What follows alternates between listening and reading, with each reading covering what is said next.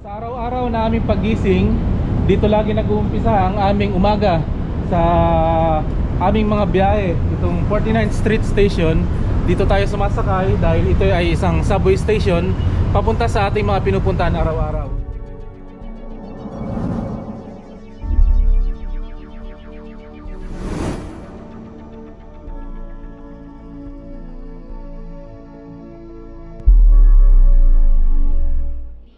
Good morning guys, it's our 4th day here in New York. So, ang itinerary natin ngayong araw, pupunta tayo sa Brooklyn Bridge, then sa 9/11 Memorial and Museum, sa Oculus World Trade Center, then hopefully makapag-lunch tayo sa Dumbo area. So sana mapuntahan natin yung lahat ng yon kasi kahapon may isa tayong hindi napuntahan, yung Ellis Island, dahil sa sobrang pagod namin, sobrang dehydrated na kami. Ang init, medyo masakit yung ulo namin, kaya hindi na namin kinaya. Umuwi na lang kami dito sa hotel, natulog. Then, nung nagising kami, lumabas na lang kami para bumili ng pizza for our dinner. So ayan, konting lakad lang tayo mula sa ating binabaan na subway station. Makikita na kagad natin yung Brooklyn Bridge. Kaya nakikita nyo yung bridge na may parang arko sa aking likuran. Yan na yung Brooklyn Bridge. So susubukan natin na maglakad papunta sa kabila. So itong Brooklyn Bridge, nahati ito sa ilang area kasi separate yung mga naglalakad, itong pedestrian, then dito sa may bike lane.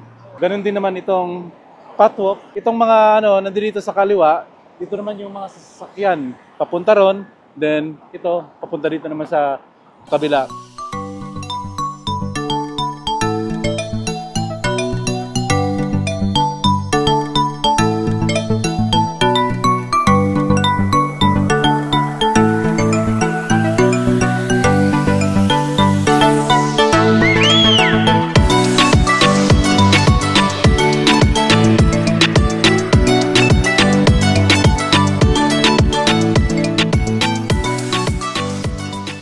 Mahaba rin pala yung linakad namin na Brooklyn Bridge na yan.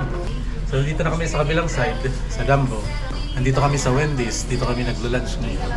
Simpleng lang, lunch lang. Kain na tayo.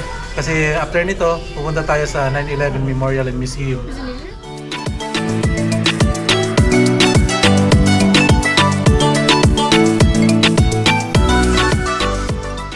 Nandito na tayo sa 9/11 Memorial and Museum. Ito yung isa sa mga Twin Tower na nagsisilbi na lang alaala dun sa nangyaring 9/11 bombing.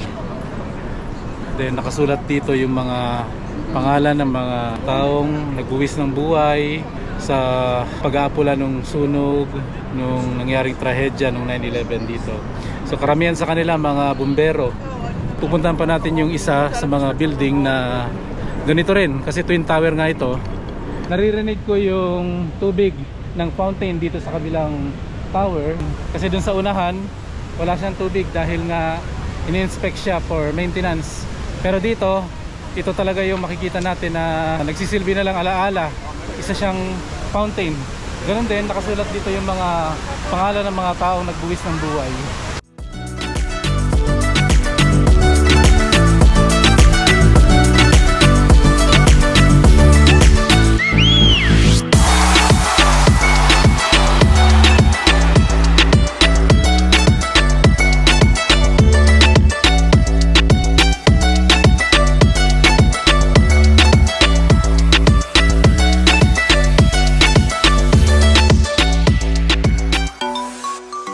Welcome back.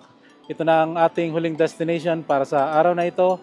Ang nakikita nyong building na nasa aking likuran, ito na yung Hudson Yard.